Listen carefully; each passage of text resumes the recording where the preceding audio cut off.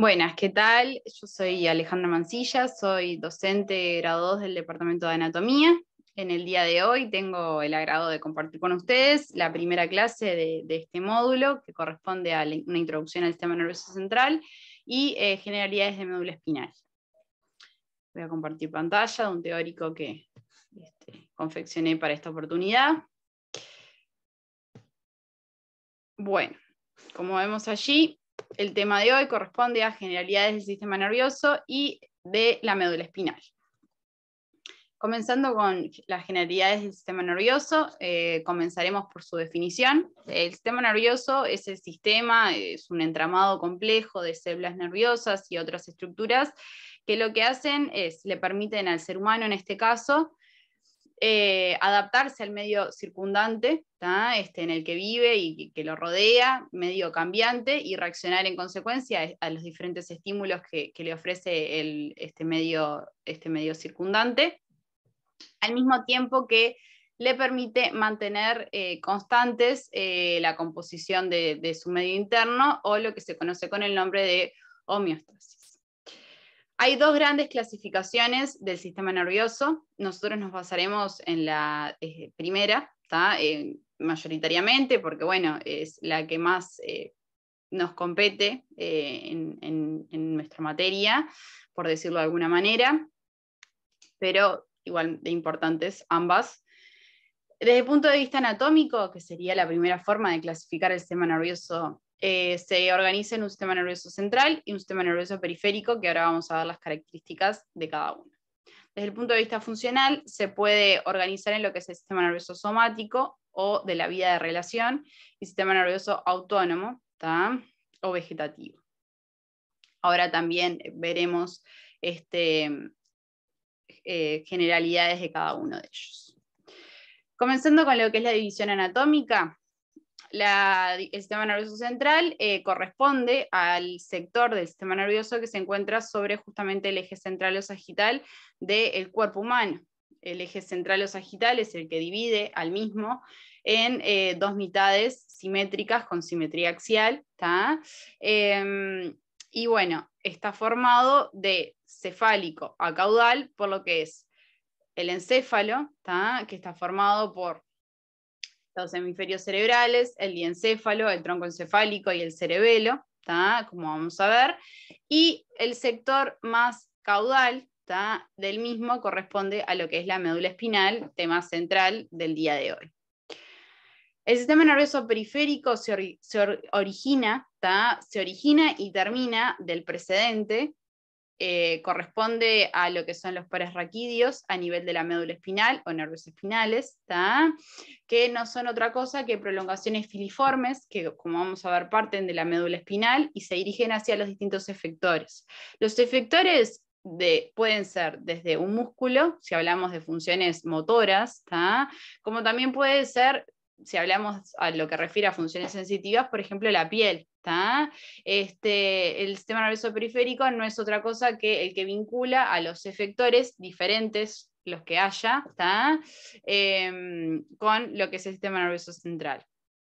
Y después tenemos a los pares craneanos, que cumplen la misma función, son análogos en muchos de sus aspectos a lo que son los pares raquídeos, y bueno, y van a vincular en este caso lo que es el tronco encefálico, como vamos a ver, formado por el bulbo raquídeo, la protuberancia anular y los pedúnculos cerebrales o mesencéfalo, y lo van a vincular con los efectores que estos, en definitiva, que los centros que se encuentran en el tronco encefálico controlan. También encontramos músculos, también encontramos sectores de piel, por simplificarlo de manera grosera. La médula espinal va a vincular, o sea, a través de los pares raquídeos, va a controlar y va a ser vinculado por los pares raquídeos con los efectores que se encuentran a grosso modo en lo que es el tronco, y los miembros superiores e inferiores, ese sector de la economía. El tronco encefálico cumple, junto con los pares craneanos, una función análoga, en muchos de sus aspectos, no en todos, en lo que refiere a los efectores que forman parte de la cabeza y parte o gran parte del cuello. Esas es como las dos grandes simplificaciones, si hablamos del sistema nervioso central y periférico.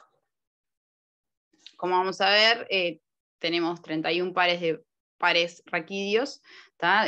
Hablamos de pares porque hay uno izquierdo y uno derecho para cada segmento del sistema nervioso central correspondiente, y 12 si hablamos de los pares craneanos con sus funciones similares a nivel del tronco encefálico.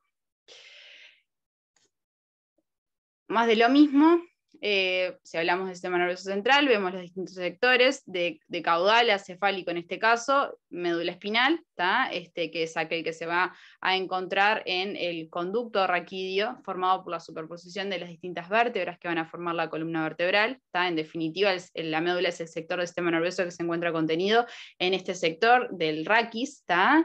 Y después, si seguimos hacia cefálico, tenemos a lo que es el tronco encefálico, formado por los distintos sectores que vamos a ver: bulbo raquídeo, de abajo hacia arriba, puente o protuberancia anular, y el sector más superior, que está parcialmente cubierto por los hemisferios cerebrales, correspondiente al mesencéfalo. Y bueno, y después luego tenemos al resto de los sectores del encéfalo: el bulbo raquídeo, en lo que es la fosa posterior, como vamos a ver, al igual que la mayor parte del tronco encefálico, y los hemisferios cerebrales que se encuentran en el piso más superior del cráneo. El encéfalo es aquel sector del sistema nervioso central que se encuentra protegido por el cráneo. Además, el sistema nervioso central tiene la particularidad de que no solo se encuentra protegido por ese conjunto de estructuras óseas, sino que también por lo que es el líquido cefalorraquídeo, que en definitiva tiene funciones nutricias, amortigua los distintos movimientos de lo que es el sistema nervioso central dentro del eje inextensible que corresponde al cráneo y el raquis. También en pos de lo que es este sistema de protección, encontramos igualmente a las meninges craneanas y raquídeas, que son un conjunto de capas de tejido conjuntivo que también protegen y alojan a los distintos sectores del sistema nervioso central, y están interpuestas entre lo que es el sector óseo, que forma el cráneo y el raquis, y el sistema nervioso central.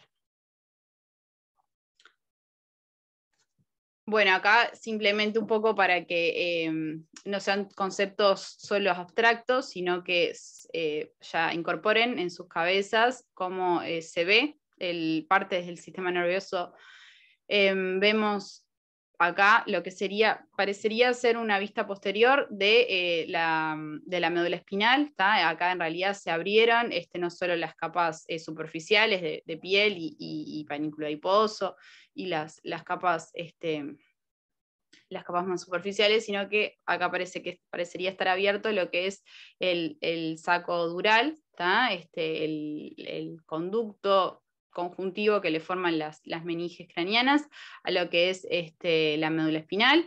Y bueno, vemos parte de su cara posterior, vemos elementos musculares que lo veremos más adelante, y lo que sería el origen y la llegada de lo que son los pares raquídeos a cada lado de la línea media, como ven. Acá se ve lo mismo un poquito más de cerca, y bueno, y acá simplemente ejemplificar los sectores más cefálicos, más superiores del sistema nervioso central.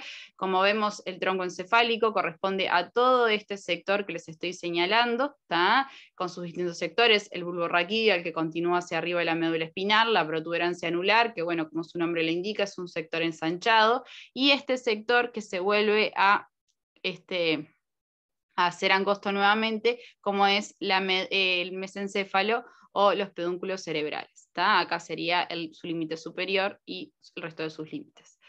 Posterior al tronco encefálico vemos el cerebelo, y en el sector más superior del cráneo, que en definitiva aloja todo este sector del sistema nervioso central, vemos a los hemisferios cerebrales con el diencéfalo.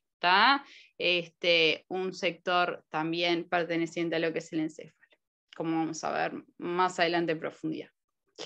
Bueno, si hablamos de la división funcional, también importante, como dijimos, se dividen dos grandes sectores: en lo que es el sistema nervioso somático, de la vía de relación, se le llama, es el sector, digamos, en el que se dice que interviene la voluntad del individuo para llevar a cabo las diferentes acciones que realiza. Y lo que es el sector del sistema nervioso autónomo, o de la vida vegetativa, Que bueno, que es un sistema en donde se dice que no interviene necesariamente la voluntad del individuo para que lleve a cabo las acciones que lleva a cabo. O sea que se le dice que hace mención a funciones involuntarias, pero no significa, como van a leer por ahí en textos más antiguos, que bueno, que siguen en la vuelta porque siguen siendo útiles, tienen conceptos clásicos que están buenos tener, pero van a leer por ahí, como les digo, que bueno, que hace referencia a un sector en donde se le dice que es inconsciente, y que no es lo mismo que involuntario. Hoy en día se considera que es correcto mencionarle como involuntario, pero no así inconsciente, porque hay funciones, el ejemplo más claro, por ejemplo, la digestión, que uno no depende de la voluntad de uno para que ésta se lleve a cabo, pero no quita que esta sea una función que no es inconsciente. O sea, yo puedo darme cuenta de distintos elementos, distintos movimientos, distintas sensaciones que hacen referencia a que uno está llevando a cabo esa función, pero no es inconsciente. Puedo ser consciente, pero puede ser una función involuntaria. Bueno, como les decía, el sistema nervioso somático es un sistema en donde interviene la voluntad. Groseramente es clásico mencionar que cuando interviene la voluntad para llevar a cabo una función es porque es una función que puede partir o llegar a lo que es la corteza cerebral, o se interviene este sector de los hemisferios. Y bueno, y además es una función consciente, es clásico mencionar. Como habíamos adelantado anteriormente, permite el vínculo del individuo con el entorno bajo un control consciente y voluntario, y se le dice que tiene una organización mayoritariamente segmentaria, que vamos a ver un poquito más adelante a lo que refiere este concepto, cuando veamos la médula espinal, que es el sector más claro para ejemplificar lo que es la segmentariedad. El sistema nervioso autónomo, como bueno, ya habíamos adelantado, es un sector del sistema nervioso que lleva a cabo funciones en donde no interviene probablemente la voluntad para que éstas se lleven a cabo, pero no necesariamente significa que sean inconscientes, como se decía clásicamente. A grosso modo tiene centros reguladores que se encuentran principalmente en el hipotálamo, y bueno, y como bien destacamos, no solo lleva adelante funciones involuntarias, sino también patrones conductuales, como pueden ser distintos rasgos de la conducta del ser humano que bueno, son llevados a cabo por este sistema. Mantiene, a diferencia del anterior, el equilibrio del medio interno o homeostasis. Y bueno, como tanto el sistema nervioso somático como el sistema, dentro del sistema nervioso autónomo, vamos a ver que hay dos grandes sectores a su vez. Ambos, a diferencia de lo que es el sistema nervioso somático, están formados por 4 grandes sectores. Vamos a ver que tiene neuronas preganglionares, fibras preganglionares, que son los axones que parten de los somas neuronales de los precedentes, neuronas ganglionares y fibras postganglionares. Bien, bueno, dentro del sistema nervioso autónomo, como vimos, se organiza lo que es un sistema nervioso simpático y un sistema nervioso parasimpático. Tiene diferencias anatómicas este sector y funcionales. ¿Por qué? Groseramente se puede decir que el sistema nervioso simpático lleva a muchas, o la mayoría de las funciones, de las constantes internas del medio interno que maneja el sistema nervioso autónomo, las regula en más. Aumenta la frecuencia cardíaca, aumenta la frecuencia respiratoria, aumenta la presión arterial. Son el conjunto de funciones en más que se despiertan en lo que se habla de la función de huida, la respuesta a la reacción de huida. El clásico ejemplo es que es el sistema que se activa cuando, por ejemplo, a uno lo persigue un tigre. Es el ejemplo más clásico de mencionar, un poco groseramente para ejemplificar las funciones que lleva a cabo. A uno le aumenta la frecuencia cardíaca, la redistribución del gasto cardíaco se hace hacia los músculos para que uno pueda correr, es todo ese tipo de funciones. Y bueno, como dijimos, esto lo vamos a ver capaz más adelante, pero simplemente a modo de introducción, las prolongaciones preganglionares, que son las que nacen de los somos preganglionares, de las neuronas preganglionares que forman estas vías, son cortas en el sistema nervioso simpático, las postganglionares son largas, y hay una diferencia en los neurotransmisores que se utilizan en las sinapsis correspondientes. En el caso del sistema nervioso simpático, en la primera sinapsis se utiliza acetilcolina y en la segunda noradrenalina. ¿Tá? El sistema nervioso, acá debería decir parasimpático, ¿tá? Hay un error acá. Bueno, a diferencia del precedente, las prolongaciones preganglionares son largas, las postganglionares son cortas, y siempre en ambas sinapsis utiliza lo que es la acetilcolina. ¿Tá? Y bueno, y como no lo dijimos, pero a contraposición del precedente, repito, acá debería decir parasimpático, lo que hace es regula las funciones en menos. Es decir, baja la presión arterial, baja la frecuencia cardíaca, disminuye lo que es la frecuencia respiratoria, entre otras funciones. Se encarga de las actividades, de las acciones, mejor dicho, que suceden durante el reposo, se dice, como puede ser la digestión, que es el ejemplo más claro que se utiliza. Títulos de lo que es el desarrollo embrionario del sistema nervioso, no podemos dejar de mencionarlo, es clásico destacar este ítem. En definitiva, durante el desarrollo embrionario, el sistema nervioso, el primer concepto es que se desarrolla a partir de la capa que corresponde al ectodermo. Hay 3 capas embrionarias principales: ectodermo, mesodermo, endodermo. Del ectodermo es a partir de la cual se origina el sistema nervioso. ¿Tá?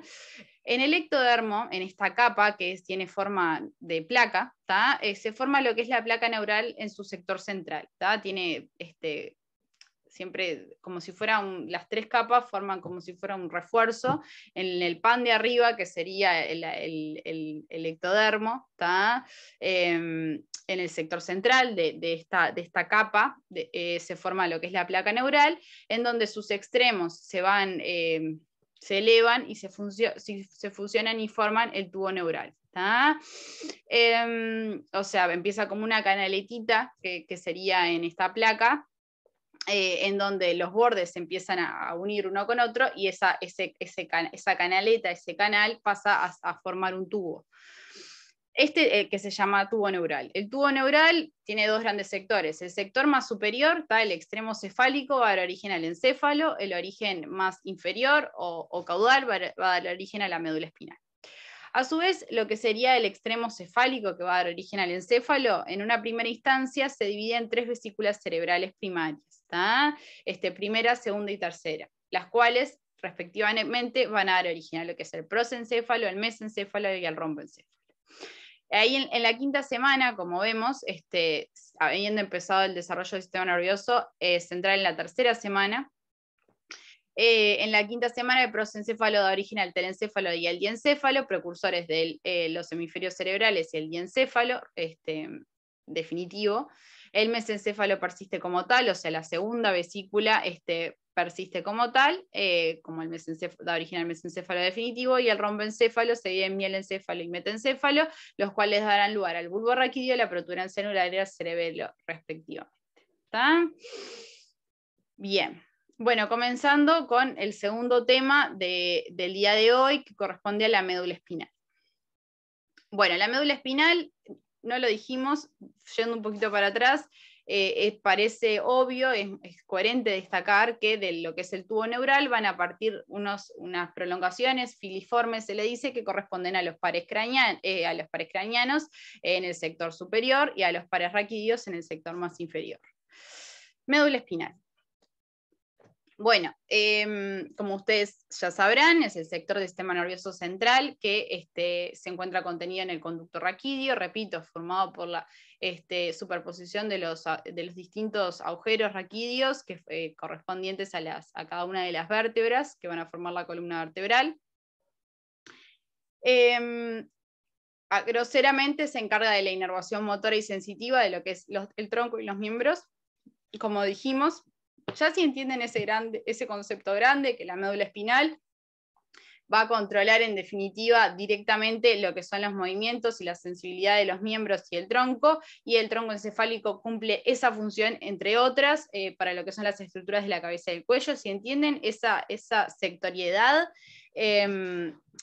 creo que es un paso súper importante. A su vez, tiene funciones somáticas, o sea, voluntarias, y autonómicas o involuntarias, ya sean parasimpáticas o simpáticas, como vamos a ver más adelante.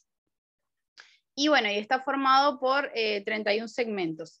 Es el claro ejemplo de estructura segmentaria, a la cual hace referencia la mayoría de sus funciones.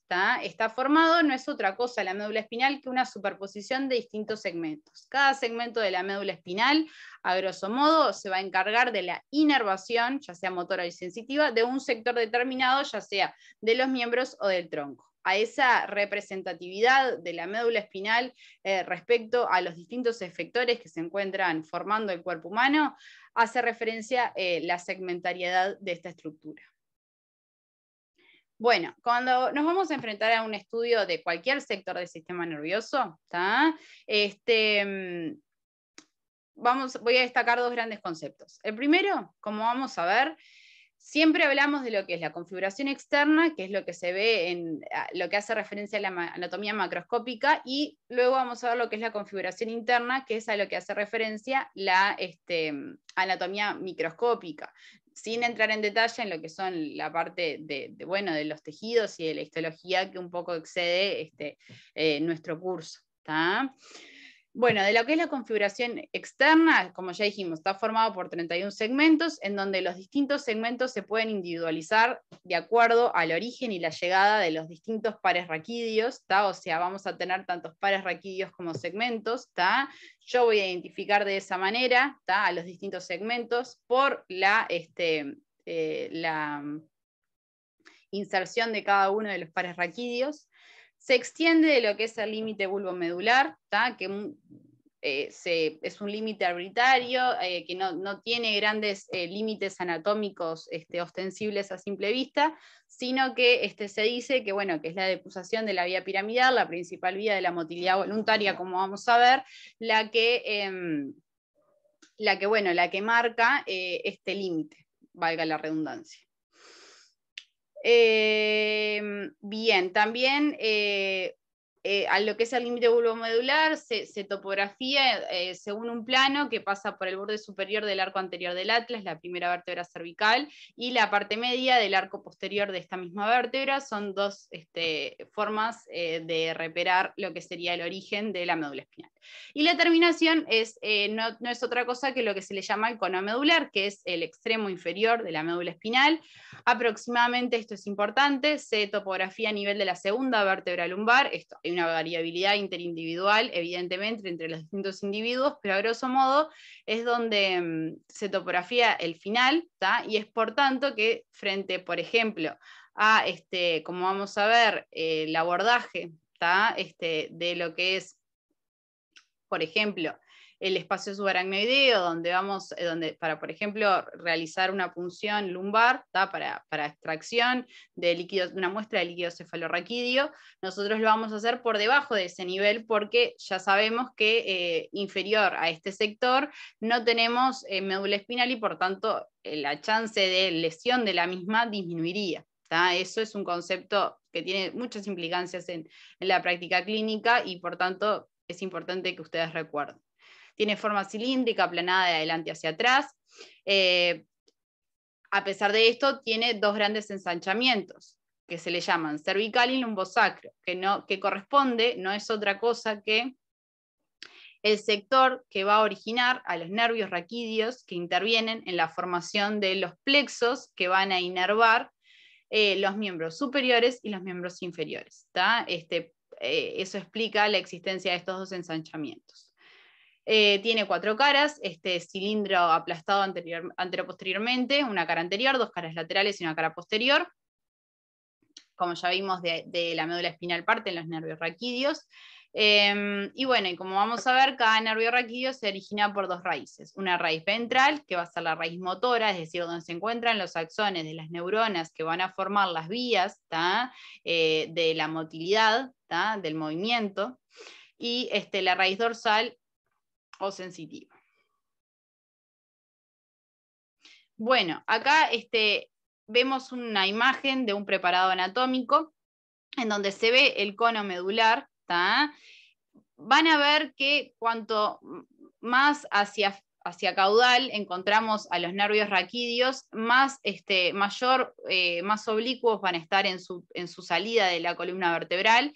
Los últimos nervios raquídeos, vemos cómo son bien oblicuos, en búsqueda de salir del conducto raquídeo, que en este caso no se ve. Los últimos nervios raquídeos del sector más inferior de la médula espinal van a formar este conjunto, como vemos cómo se acumulan las últimas raíces nerviosas y nervios raquídeos, formando lo que se llama la cola de caballo. Del cono medular, que es el extremo inferior, no es otra cosa que la extremidad inferior de la médula espinal, vemos que parte una prolongación que es de tejido conjuntivo, es una prolongación de lo que es la pia madre, que es la capa más interna de las meninges, es como una telita, prolonga el cono medular sin existir este último, o sea, solo lo prolonga de forma de este tejido conjuntivo que se conoce con el nombre de filum terminalis, que se va a ir a insertar luego a la altura del coxis de la base. Bueno, y acá, para simplemente aquí les ejemplificar lo que es el abordaje más frecuente uno de los abordajes más frecuentes de la médula espinal y del conducto raquídeo, que es mediante la realización de punciones lumbares. Se hace con el paciente en esta posición, puede hacerse en decúbito lateral, con el paciente acostado, como vemos aquí. A la altura de lo que son las crestas ilíacas se va a reparar aproximadamente lo que es el espacio L4, L5, o sea, por debajo del L4, para encontrar un sitio seguro en donde abordar en definitiva el saco dural para lo que es la extracción de líquido cefalorraquídeo. También se puede hacer con el paciente sentado, en esta misma posición, pero sentado. Bueno, aquí, como vemos, ejemplifica los distintos sectores, hablando en primer lugar de lo que es la configuración externa. Tiene una cara anterior, donde vamos a ver un surco medio anterior, dos caras laterales, separadas por lo que son los surcos laterales, que es de donde parten y llegan lo que serían las raíces ventrales, que parten de la médula espinal para formar lo que es el nervio raquídeo, nervio espinal, y las raíces posteriores llegan sensitivas a lo que es el surco lateral de este lado, colateral o lateral de este lado. Vemos que a nivel de la raíz posterior vemos un ensanchamiento que corresponde al ganglio raquídeo, que es donde se va a encontrar la primera neurona de la vía de la sensibilidad. Siempre, de los distintos tipos de sensibilidad, a este nivel se va a encontrar. Aquí les adelanto otro concepto, que cuando hablamos de raíces y de nervios no es otra cosa que un conglomerado de axones, que son la parte de la neurona filiforme que parte de lo que es el soma de la neurona. Se dice que los axones, y por tanto las raíces o nervios motores, son de dirección eferente, parten de lo que es el sistema nervioso central hacia la periferia y hacia los efectores. El ejemplo más claro es el músculo. Desde mi sistema nervioso central, desde los hemisferios cerebrales, y luego desciende por los distintos sectores, parte la orden de que yo quiero mover el brazo.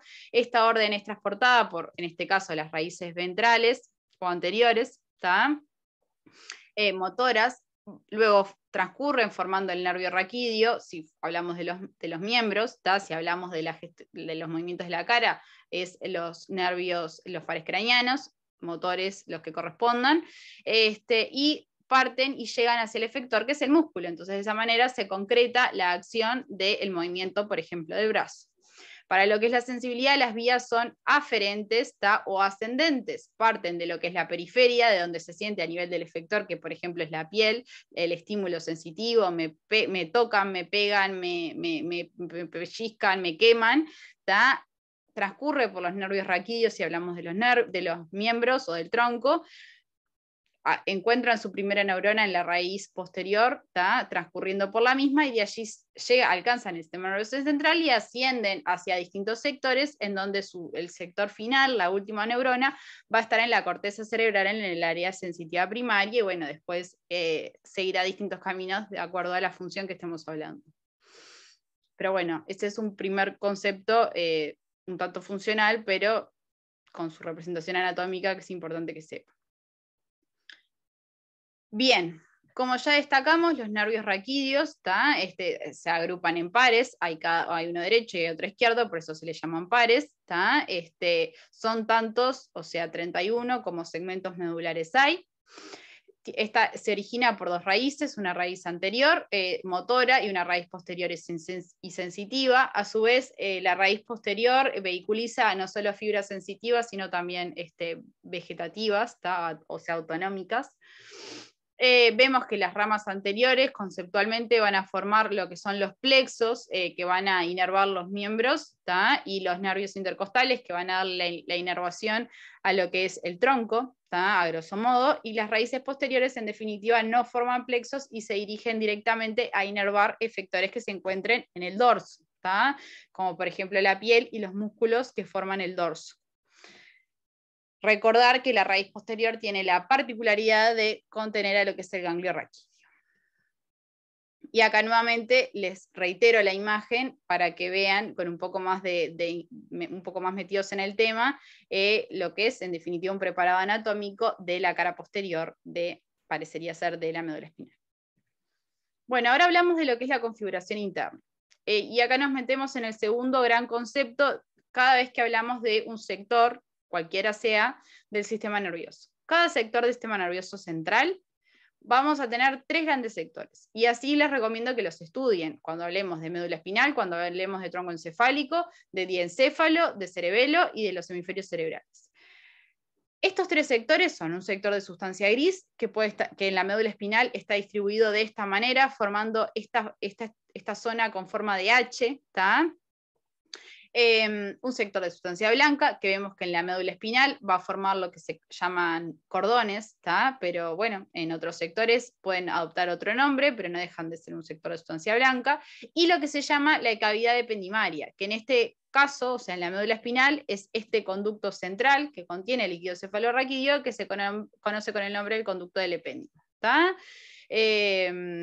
o ependimario. Estos tres sectores se van a replicar y los tienen que buscar en cada uno de los sectores que estudien del sistema nervioso central, sabiendo cómo se distribuye la sustancia gris, cómo se distribuye la sustancia blanca, y cuál es y dónde está la cavidad ependimaria de cada uno de los tres sectores, tienen la mayor parte del camino recorrido. Como vemos en la médula espinal, la sustancia gris tiene forma de H, y se organiza formando lo que se llaman astas. Las astas anteriores tienen esta forma más abultada, vemos que no llegan a lo que sería el borde de la médula espinal, al límite.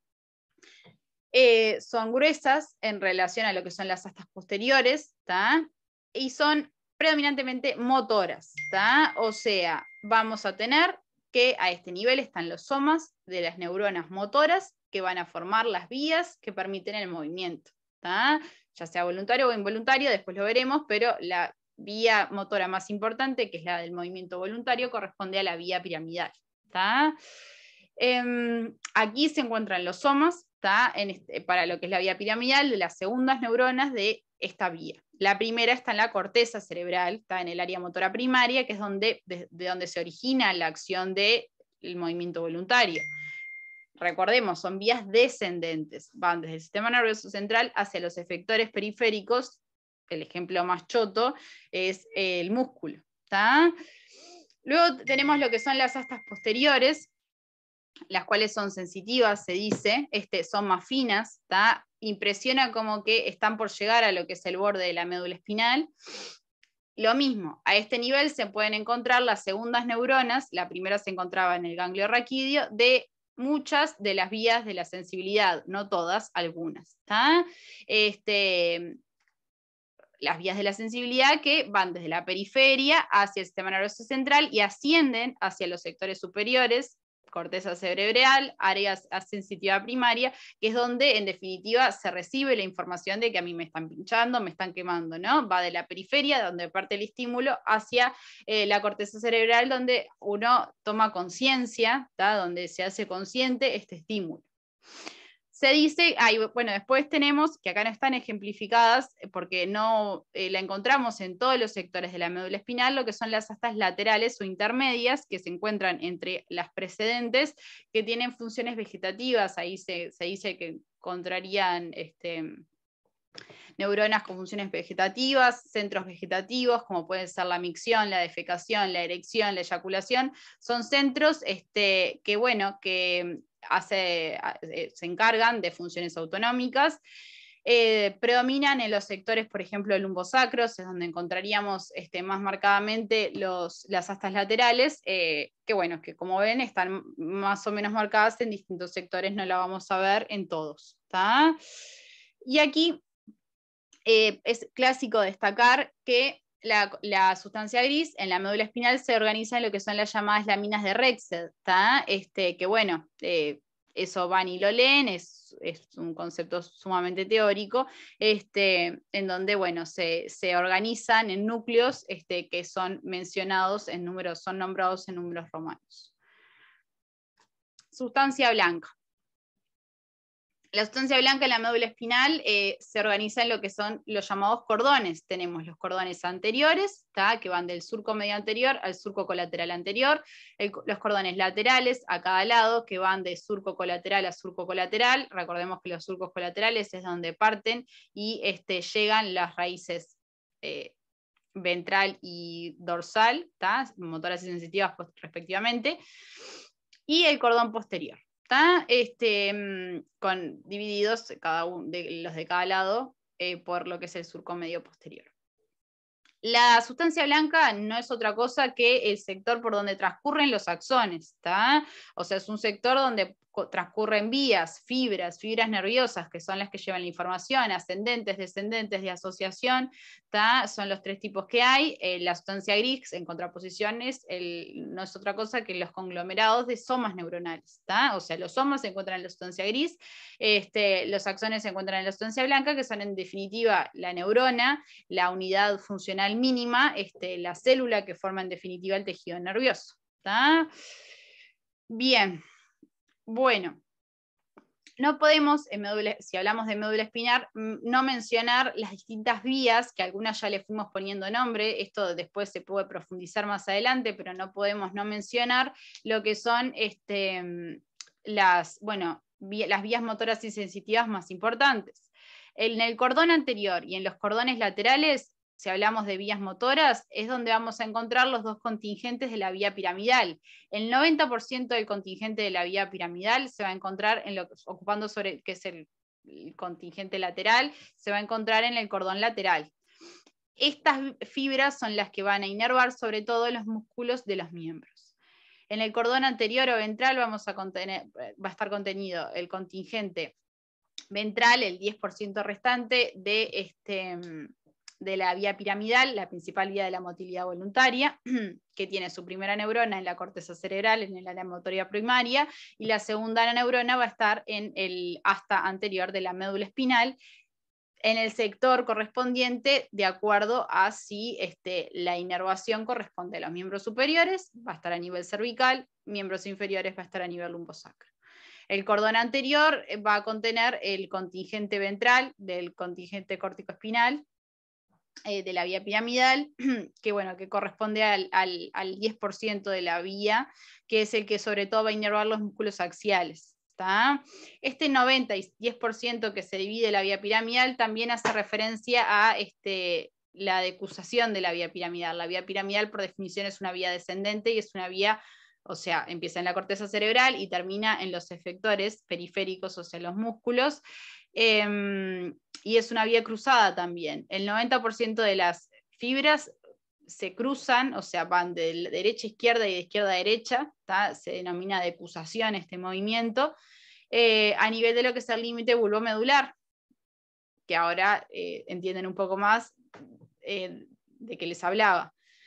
El 10% restante se dice que groseramente, ¿no? Esta división va a cruzar la línea media a nivel de la médula espinal en el sector donde va a ser sinapsis, o sea, donde encuentra su segunda neurona, es decir, donde va a salir formando los nervios raquídeos, de acuerdo al músculo que yo quiero inervar. O sea que la vía piramidal es una vía siempre cruzada. Las vías sensitivas tenemos dos grandes sistemas, lo que es el sistema de la columna dorsal, que ocupan el cordón posterior de la médula espinal, o sea, transcurren formando este sector, que es el contingente a nivel de la médula espinal, que se conoce con el nombre de Golgi-Burdach, es la vía de la sensibilidad que se encarga de la sensibilidad profunda consciente y táctil epicrítica, a